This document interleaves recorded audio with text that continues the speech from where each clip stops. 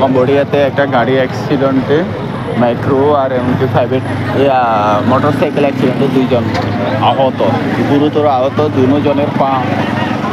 দুজনের পার অবস্থা একেবারে খারাপ। তাদেরকে কিছুক্ষণ আগে অ্যাম্বুলেন্সে করে নিয়ে গেছে।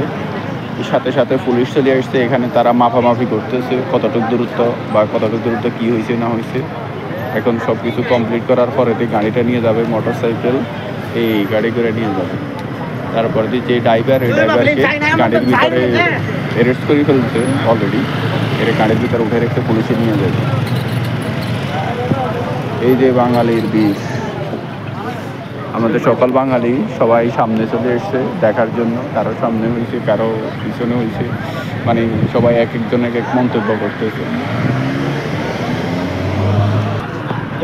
এমনভাবে অ্যাক্সিডেন্ট হয়েছে, গাড়িটা মোটরসাইকেল প্রাইভেট কারের উপরে উঠে গেছে।